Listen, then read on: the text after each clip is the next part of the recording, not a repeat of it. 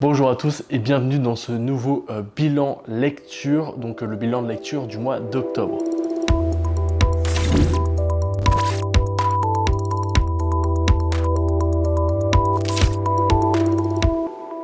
Bon, tu sais de quoi on va parler, hein. Je vais tout simplement te parler de ce que j'ai lu ce mois-ci, mais j'ai décidé de dynamiser un petit peu le format. Si vraiment il y a des tomes où je sais pas quoi dire, je vais pas me forcer, je vais juste vous dire si j'ai bien aimé ou si j'ai pas aimé. Bref, je vais pas m'éterniser pour pas rallonger la vidéo parce qu'il y a quand même pas mal de choses. Et aussi, nouvelle rubrique dans le bilan lecture, il y aura aussi une petite rubrique qu'on va appeler culture, où je vais pouvoir vous parler très rapidement des films, des livres et des comics que j'ai lus et que j'ai regardé aussi ce mois-ci au cinéma ou que j'ai lu, enfin des livres, bref, un moment culture qui sera très rapide où je ne vais pas détailler comme les mangas, mais juste pour un petit partage de culture, vous verrez ça dans la vidéo et je vous propose qu'on commence tout de suite avec Sido, le tome 7. Bon bah comme je te l'ai dit, des fois il y a des mangas, je sais pas trop quoi dire. Sido, j'en ai parlé, j'ai parlé du tome 6 durant ma dernière vidéo bilan manga. Et ben, le tome 7 est dans la même lignée, il n'y a rien de neuf, ça suit son cours, il n'y a rien qui m'a vraiment marqué, comme il n'y a rien qui m'a gêné. Voilà, donc je vais rien rajouter, mais en tout cas c'est toujours une très bonne lecture, l'histoire suit son cours, tout simplement.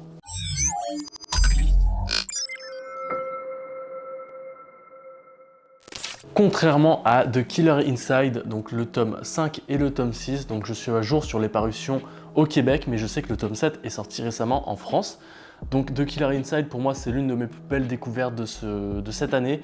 Il y a énormément de rebondissements, énormément de situations qui sont vraiment inédites, que je n'ai jamais vues ailleurs. Donc vraiment, il y a beaucoup de surprises. Quand tu lis The Killer Inside, c'est très dur d'anticiper ce qui va se passer. Et ouais, ces tomes sont dans cette lignée, vraiment des tomes exceptionnels. On en apprend enfin un peu plus sur la seconde personnalité du personnage principal. Je vais pas vous spoil si tu lis The Killer Inside ou si tu comptes le lire, mais non, vraiment, c'est toujours aussi original. Ces deux tomes là, je les ai vraiment dévorés en une soirée. J'ai adoré et vraiment c'est exceptionnel.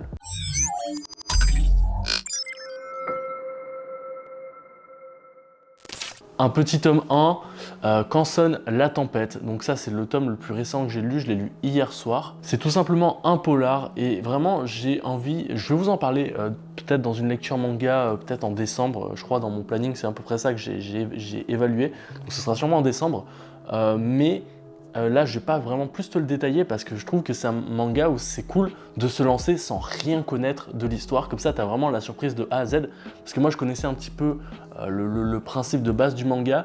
Et c'est pas que ça m'a gâché la surprise. Je savais ce qui allait se passer durant la première moitié du manga et ça me gênait un peu parce que je lisais et je me suis dit, bon, je sais ce qui va se passer. J'ai pas trop la surprise. Mais je pense que si tu te lances sans savoir de quoi ça parle, ça peut être vraiment une très très bonne surprise et tu peux avoir vraiment cet effet un peu wow, what the fuck, qu'est-ce qui se passe? Bref, moi j'ai vraiment aimé. Je vais sûrement t'en parler un peu plus dans une vidéo courte, peut-être sur Instagram, mais aussi je t'en parlerai sur YouTube au moment venu.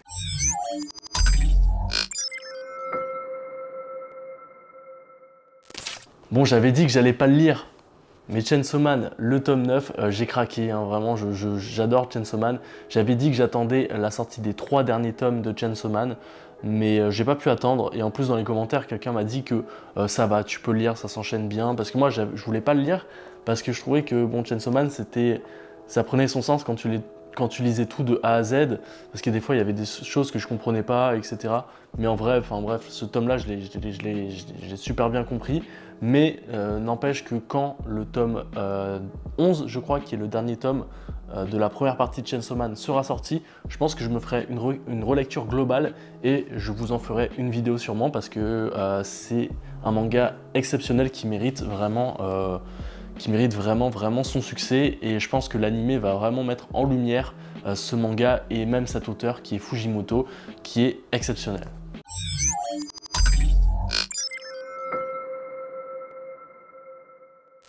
J'ai poursuivi ma lecture des tomes de Rikudo, La Rage au Point, donc le tome 15 et le tome 16. Que dire si ce n'est que c'est exceptionnel. On est toujours dans cette partie où c'est pas Riku qui boxe. On voit beaucoup d'antagonistes et de potes à Riku qui se battent, mais Riku se remet un peu de son dernier combat. Donc je trouve que c'est un encart qui est plutôt cool parce que ça permet de rajouter un peu d'histoire annexe qui enrichissent le récit global. Et aussi, Riku, il y a quand même une petite partie sur Riku qui s'ouvre un peu plus avec sa copine, enfin. Voilà, ils habitent ensemble, mais ils se sont embrassés peut-être une fois. Enfin bref, c'est une relation qui est assez atypique par rapport à ce qu'on peut voir habituel dans le milieu des relations globales, on va dire. Mais sa relation aussi évolue, sa boxe risque d'évoluer aussi parce qu'il y a des changements au niveau du coaching et au niveau de plein de choses. Donc ça, c'est plutôt cool. On se quitte à la fin du tome 16 sur un sparring qui va être plus qu'exceptionnel. Donc vraiment Rikudo c'est trop bien, j'adore la boxe, j'adore les mangas, ça lie deux de mes passions, donc ouais, forcément que j'aime. Je sais pas si tout le monde va aimer, mais pour moi c'est exceptionnel, c'est très mature, donc faites attention quand même si vous comptez lire Rikudo.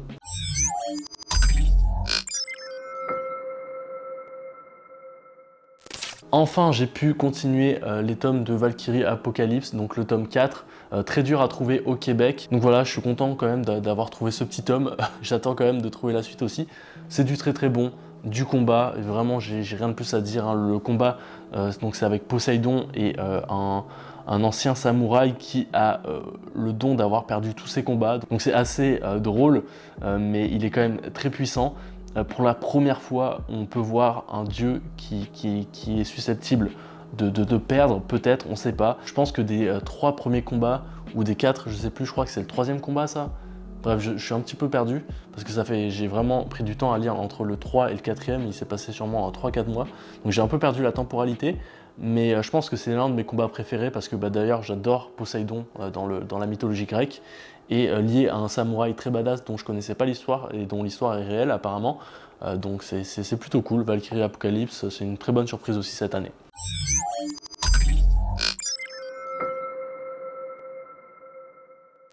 Oh là là, le gros morceau de cette vidéo, My Hero Academia, tome 30.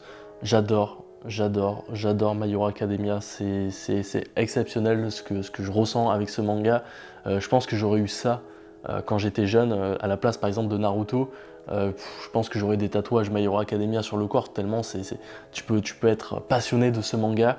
Je vais peut-être un petit peu spoil, parce que je me dis que beaucoup de gens ont lu le tome 30 quand même, parce que ça fait un moment qu'il est sorti en France. Donc je vais un petit peu vous spoil, désolé, mais bon, dans ce tome, on a une révélation dont on s'attendait quand même pas mal, faut se le dire. Donc cette révélation est assez simple, hein, c'est que Crématorium, donc ce personnage-là, est le frère et le fils de Shoto et de Endeavor, pardon, donc respectivement. On s'y attendait quand même pas mal, hein. Il y avait un frère disparu, ils ont à peu près le même physique, un pouvoir de flamme bleu, un peu comme peut avoir Endeavor, je crois, dans certains contextes. Bref, il y avait beaucoup d'éléments qui affirmaient cette théorie. Là, ça a été enfin officialisé avec ce tome-là. Tome au global aussi vraiment intéressant, avec beaucoup d'action. Ça fait penser un peu à One Piece aussi, hein, le fait qu'il y ait beaucoup de combats par-ci par-là. Mais non, j'adore. Vraiment, My Hero Academia, c'est exceptionnel. J'en ferai sûrement une manga analyse un jour. Ouais, c'est l'instant culture, on va parler d'autre chose que des mangas. Bon, je pense que c'est le moment culture, donc pour rappel, dans ce moment, je vais parler des films que j'ai vus, des livres et des comics, mais je vais t'en parler très rapidement. On va tout d'abord commencer par les films. Donc je suis allé voir ce mois-ci au cinéma le dernier James Bond, donc Mourir peut attendre, je crois. J'ai bien aimé, c'était un petit peu long quand même, je crois que le film fait 3h15, mais c'était plutôt cool, rien de transcendant. J'ai passé un bon moment, mais voilà, c'est pas un film que je vais revoir ou quoi que ce soit. Visuellement, c'était assez impressionnant, mais voilà, c'était cool sans plus. Contrairement à Dune, j'ai adoré. Je connaissais pas du tout l'univers de Dune. Je savais que ça se passait un peu dans le désert avec des vers de sable et tout ça. J'avais cette image de gros vers et tout ça quand je pensais à Dune, mais j'en savais pas plus. J'ai adoré le film, vraiment j'ai adoré le film, que ce soit au niveau des visuels et aussi tout l'aspect, on va dire, peut-être, je sais pas, culturel, mythologique, un peu de l'histoire, du contexte, on va dire. Et j'ai tellement adoré que, bon là je vous parle mais vous ne me voyez pas, je vais juste chercher, hop, dans ma petite bibliothèque de livres, un petit livre, vous allez comprendre. J'ai tout simplement acheté le premier tome de Dune, donc je crois qu'il y a 6 volumes, c'est une série en 6 volumes, parce que déjà je pouvais pas attendre la suite en film. Le deuxième film a été officialisé pour octobre 2023, donc il faudra attendre 2 ans. Moi je veux pas, donc j'ai acheté le livre pour lire du début et lire ensuite la suite. Bref, j'ai parlé beaucoup de films, je voulais passer très vite.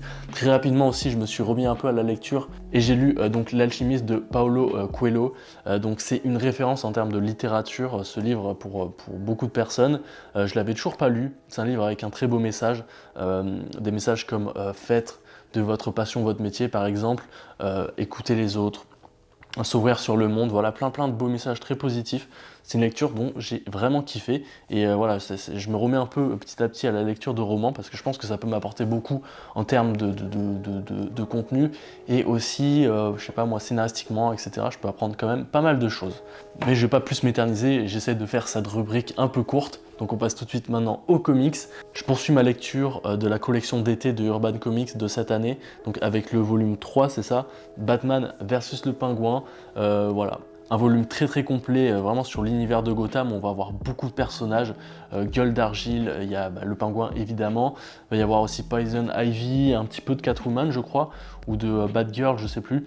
Mais ouais, il y a plein de personnages, vraiment, on est plongé dans la sombritude de Gotham, on va dire, avec une histoire très originale autour du Pingouin et d'un de ses usurpateurs, on va dire, et aussi la naissance d'un grand méchant que je connaissais pas du tout. Donc vraiment, j'ai vraiment aimé ce tome parce que ça enrichit un peu ma culture autour de Batman, un super-héros que j'aime beaucoup. Et c'est ainsi que se finit la petite rubrique culture. J'espère que ça te dérange pas trop que je te parle un peu de mes autres aussi passions, même si c'est pas vraiment des aussi grosses passions que le manga. Mais je pense que c'est cool des fois d'en parler. J'aime bien parler de choses que j'aime. Donc voilà, des fois de temps en temps, je vais te donner des avis sur des comics, des livres que j'ai lus et des films parce que ça me fait plaisir. Donc voilà, c'est ma chaîne YouTube après tout. Je fais ce que je veux.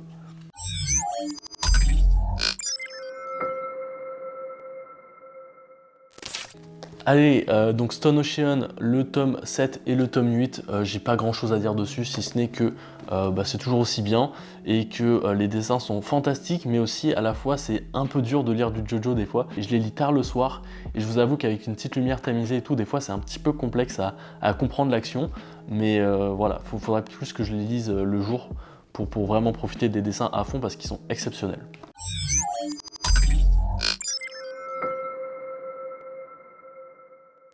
Ce mois-ci aussi, j'ai lu 4 tomes de Berserk, donc je suis en pleine relecture de Berserk. Je pense que je m'étais arrêté environ au tome 30 à l'époque. Donc là, pour l'instant, je suis toujours dans des choses que j'ai vues. Plein de choses à dire sur ces tomes. Création de la nouvelle, on va dire, équipe du Faucon, donc avec Griffith et ses acolytes qui sont vraiment terribles, hein, accompagnés de ses prophètes qui vont donner du fil à retordre à Guts sûrement. Et aussi de l'autre côté, la création de l'équipe de Guts qui se fait un peu contre son gré, contre sa volonté, mais il a besoin d'avoir des gens pour l'épauler, donc plein de choses au niveau du lore aussi, on enrichit un peu le lore au niveau des divinités élémentaires, et notamment sur tout ce qui est bestiaire aussi de Berserk. Donc voilà, ces 4 volumes sont vraiment denses en informations sur le lore et font vraiment avancer l'histoire. Donc voilà, on sait aussi un peu le basculement vers un côté un peu plus féerique dans Berserk, un côté que des gens aiment un peu moins. Voilà, moi pour l'instant je kiffe toujours ma relecture de Berserk et ouais, je pense que je vais lire à peu près 4 tomes aussi le mois suivant et voilà, je vous donnerai mon avis évidemment.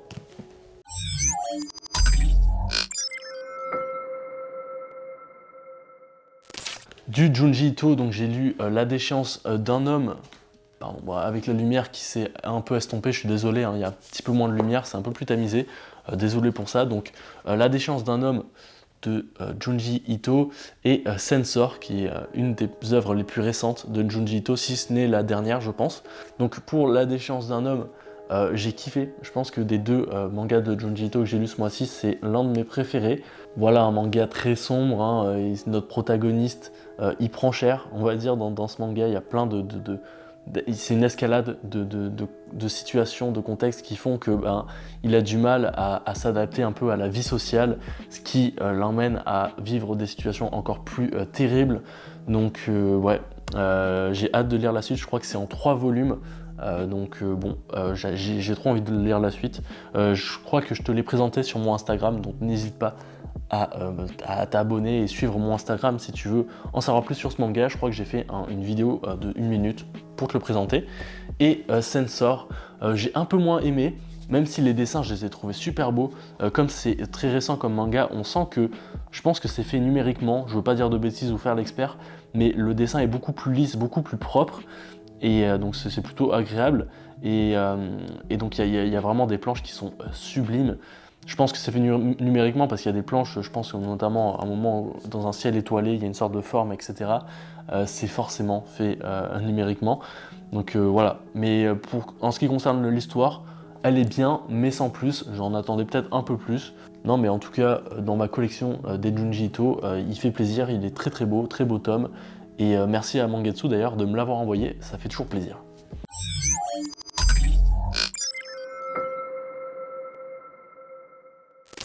On continue avec de l'horreur, Gutanabe, mon premier tome, donc la couleur tombée du ciel. Voilà, enfin je commence les mangas de Gutanabe. C'est quelque chose qui m'avait donné envie depuis longtemps, et j'ai profité du contexte de Halloween pour le lire. À la base, je voulais vous faire une vidéo dessus, je voulais faire une vidéo de présentation de mangas d'horreur pour Halloween, mais j'ai complètement changé de direction artistique, on va dire, sans me la raconter. Et je pense que Gutanabe, je vais prendre un peu plus de temps de découvrir ses œuvres et vous faire une vidéo un peu plus complète parce que c'est vraiment du très bon, et je pense qu'il mérite sa manga analyse. D'ailleurs, ça c'est un tome que j'ai acheté, mais Kiun m'ont envoyé 2 tomes, je sais pas où ils sont, mais bref, tu verras dans la prochaine vidéo achat manga, il m'a envoyé 2 tomes de Gutanabe. Donc voilà, je vais continuer ma lecture de son œuvre pour vous en parler plus tard.